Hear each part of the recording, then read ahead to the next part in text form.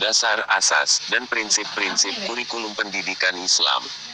Dua orang penulis pendidikan Islam, Al-Syaibani, 1979 banding 523-532, dan Abdul Mujib, 2006 banding 125-131, menetapkan dasar pokok bagi kurikulum tersebut sebagai berikut.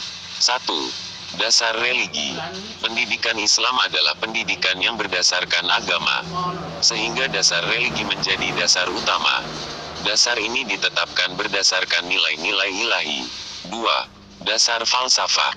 Dasar filosofis menjadi penunjuk arah bagi tujuan pendidikan Islam, sehingga kurikulum mengandung kebenaran sesuai dengan apa yang dikandung oleh pandangan hidup tersebut, Islam.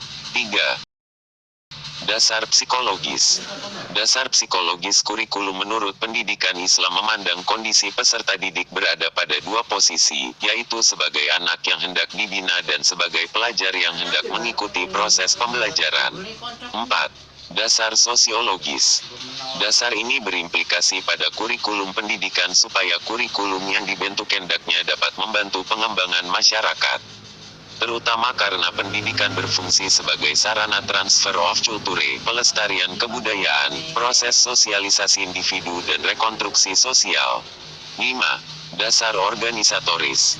Dasar ini menjadi acuan dalam bentuk penyajian bahan pelajaran. Dasar ini berpijak pada teori psikologi asosiasi yang menganggap keseluruhan sebagai kumpulan dari bagian-bagiannya, dan juga berpijak pada teori psikologi Gestalt yang menganggap keseluruhan mempengaruhi organisasi kurikulum yang disusun secara sistematis tanpa adanya batas-batas antara berbagai mata pelajaran. Namun, kedua psikologi ini memiliki kekurangan dan kelebihan. Menurut Nasution, 1995, ada 4 asas yang mendasari setiap kurikulum, yaitu 1. Asas filosofis, yang berkenaan dengan tujuan pendidikan yang sesuai dengan filsafat negara. 2. Asas sosiologis, yaitu keadaan masyarakat, perkembangan dan perubahannya, kebudayaan manusia, hasil kerja manusia berupa pengetahuan, dan lain-lain. 3. Asas psikologis, yang memperhitungkan faktor anak dalam kurikulum yakni psikologi anak atau perkembangan anak dan psikologi belajar yang mengkaji bagaimana proses belajar anak, serta 4. Asas organisatoris yang mempertimbangkan bentuk dan organisasi bahan pelajaran yang disajikan. Pada prinsipnya pengembangan kurikulum sesuai dengan Undang-Undang No. 20 Tahun 2003 tentang Sistem Pendidikan Nasional Pasal 36. 1.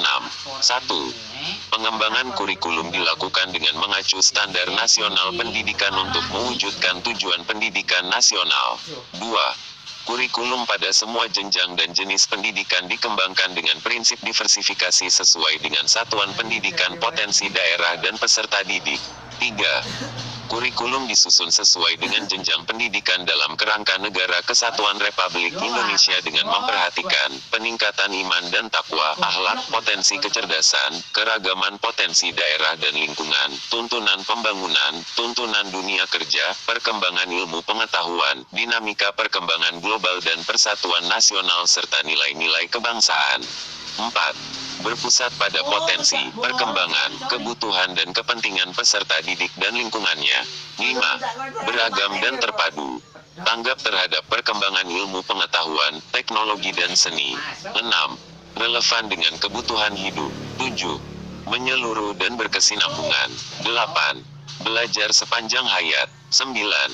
Seimbang antara kepentingan nasional dan kepentingan daerah. Jali, 2006 banding 36-37. Dalam konteks Indonesia, R. Bambang Sukisno, 2007 banding 2-7, mengatakan bahwa kurikulum Indonesia telah mengalami perkembangan sebagai berikut. 1. Kurikulum 1968 dan sebelumnya.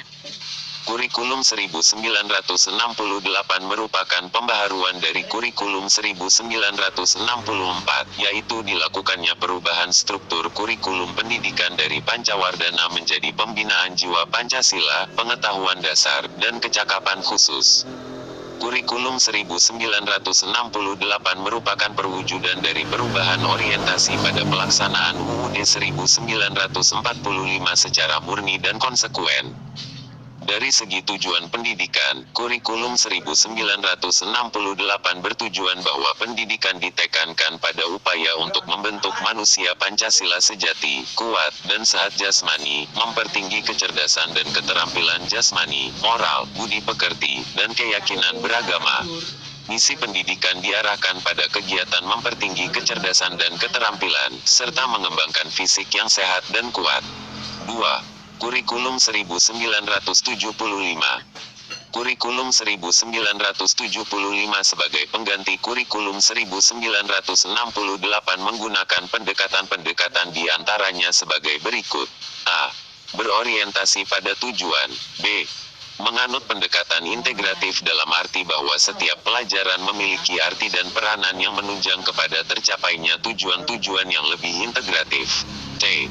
Menekankan kepada efisiensi dan efektivitas dalam hal daya dan waktu. D. Menganut pendekatan sistem instruksional yang dikenal dengan prosedur pengembangan sistem instruksional (PPSI). Sistem yang senantiasa mengarah kepada tercapainya tujuan yang spesifik, dapat diukur dan dirumuskan dalam bentuk tingkah laku siswa. E. Dipengaruhi psikologi tingkah laku dengan menekankan kepada stimulus respon, rangsang jawab, dan latihan, drill. 3. Kurikulum 1984. Secara umum dasar perubahan kurikulum 1975 ke kurikulum 1984 diantaranya adalah sebagai berikut. A. Terdapat beberapa unsur dalam GBHN 1983 yang belum tertampung ke dalam kurikulum pendidikan dasar dan menengah. B. Terdapat ketidakserasian antara materi kurikulum berbagai bidang studi dengan kemampuan anak didik. C. Terdapat kesenjangan antara program kurikulum dan pelaksanaannya di sekolah.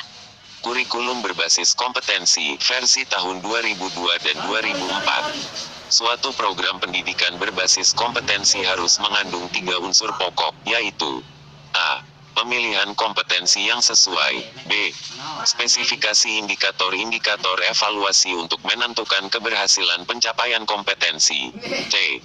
Pengembangan sistem pembelajaran. Kurikulum berbasis kompetensi memiliki ciri-ciri sebagai berikut. A. Menekankan pada ketercapaian kompetensi siswa baik secara individual maupun klasikal. B. Berorientasi pada hasil belajar, learning outcomes, dan keberagaman. C. Penyampaian dalam pembelajaran menggunakan pendekatan dan metode yang bervariasi. D. Sumber belajar bukan hanya guru, tapi juga sumber belajar lainnya yang memenuhi unsur edukatif. Kurikulum berbasis kompetensi, versi KTSP, kurikulum tingkat satuan pendidikan. Secara substansial, pemberlakuan kurikulum tingkat satuan pendidikan, KTSP, lebih kepada mengimplementasikan regulasi yang ada, yaitu PP No. 19/2005. Akan tapi, esensi isi dan arah pengembangan pembelajaran tetap masih bercirikan tercapainya paket-paket kompetensi, dan bukan pada tuntas tidaknya sebuah subjek mater, yaitu A. Menekankan pada ketercapaian kompetensi siswa baik secara individual maupun klasikal. B. Berorientasi pada hasil belajar, learning outcomes, dan keberagaman. C. Penyampaian dalam pembelajaran menggunakan pendekatan dan metode yang bervariasi. D. Sumber belajar bukan hanya guru, tapi juga sumber belajar lainnya yang memenuhi unsur edukatif. Penilaian menekankan pada proses dan hasil belajar dalam upaya penguasaan atau pencapaian suatu kompetensi.